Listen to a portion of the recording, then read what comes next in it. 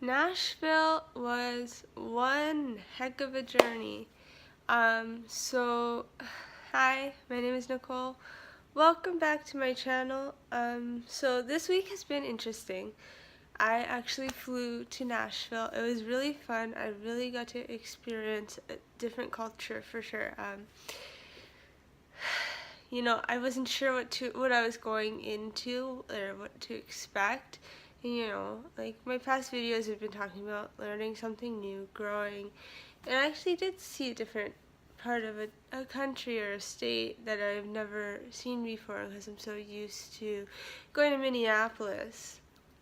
I'm so used to seeing Ottawa or like littler cities too. Like that's what we would usually go to, but Nashville, it's not a small city, but it's not all.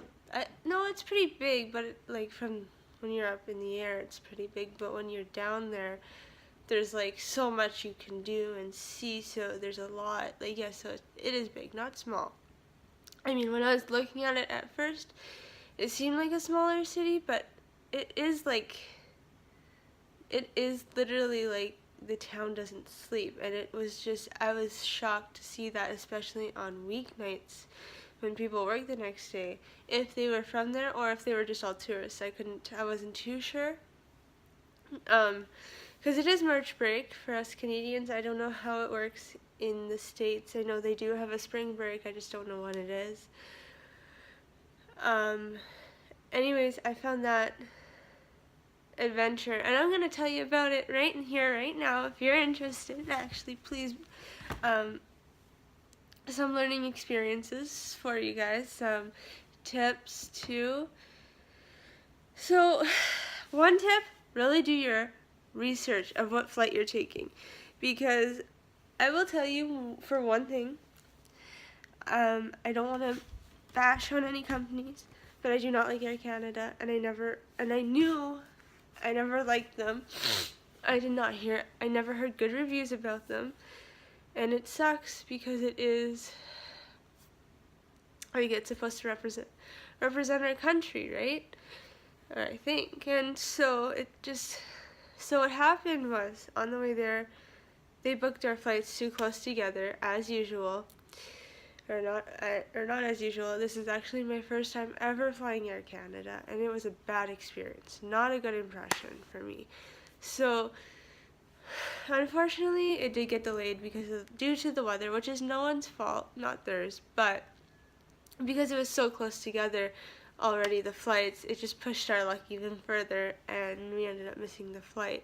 So, because of all the customs you have to go through and the security, I understand going through the security and the customs, but if you've ever been to the Toronto airport or the Pearson airport, please comment or like below and tell me your experiences about this airport, because it is just, people there, they're helpful, but the signs are not helpful. Like the way you go is like, it's ridiculous. So you're downstairs and you collect your luggage, or you're just coming off a plane and you finish going through customs, which, by the way, you have to use this kiosk per household. You have to scan your passport and they take your picture again, and I'm just not going to get into that. And then you show those pictures, and it just gives you one slip of all your pictures and where you're from, and you give it to the cop, and you move on.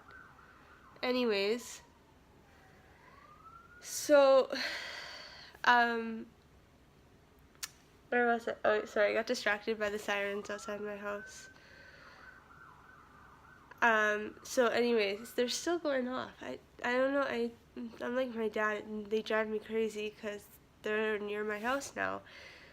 Anyways, so we leave. There's no way we're making that flight because we had 23 minutes to run and get to it, and they just didn't wait for us. But I guess they would have waited longer if we had if we checked in a bag, which we didn't, and that was a small mistake, but I don't think we still wouldn't have made it either way. Anyways, so that's that. And then so they put us on a standby flight for 2.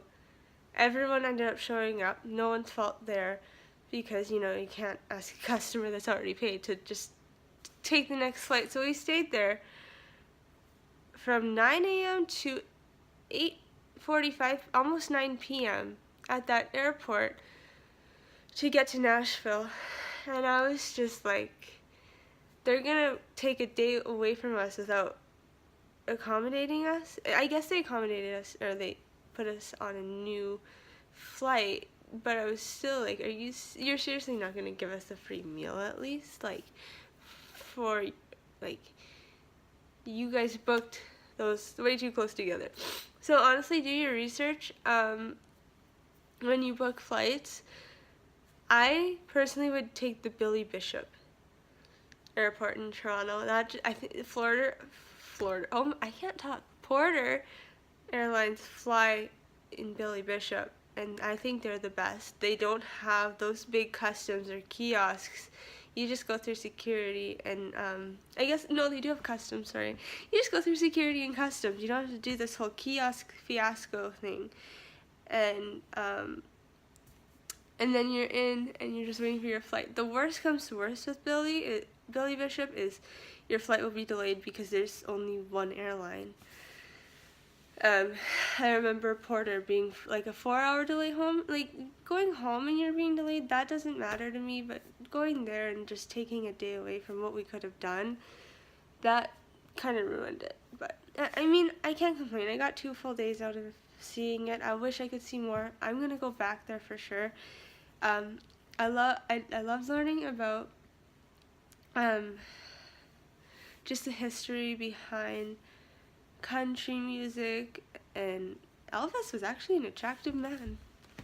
I went to a wax museum, and it was like a really good picture, or good wax of all of them, you know. He was very attractive. Anyways, yeah, so I kind of went through that experience, kind of learned that to actually research the airline that you want to go with. And yes, Porter does fly to Nashville.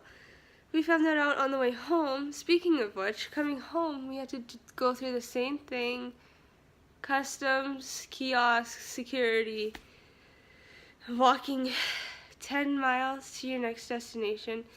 But as soon as we got through security, I believe, yeah, as soon as we got through security and all those customs and stuff, we found out our flight was canceled. So we were supposed to go from Toronto to Winnipeg, Winnipeg to home, which is Thunder Bay.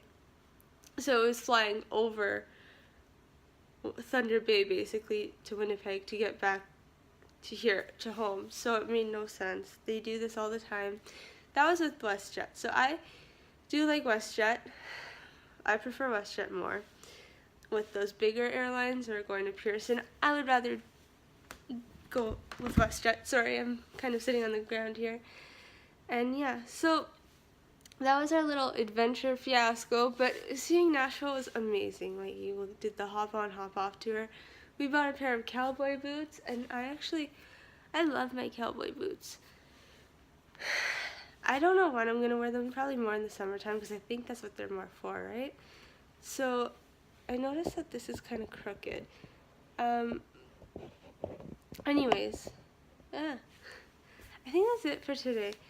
What else did I learn about Nashville? Like, there was some really good restaurants, good history, good, like, felt like you were back in, like, the 50s to early 90s, and it was really cool to see all of that. To hear their music, to learn more about Minnie Pearl, to learn more about Willie Nelson, which I bought one of his records, actually, because I have a record player and I want to listen to his music. And who else? Elvis, you know, and actually we went to the Grand Ole Prix, and I thought that was cool seeing the backstage. We stepped in Roy Atkins, I think, dressing room, and the Hee Haw stage where the Hee Haw show was built, and now I'm interested in watching a Hee Haw show because it was just so cool to see. Anyways, that is it for tonight. Have a lovely, lovely evening. Bye.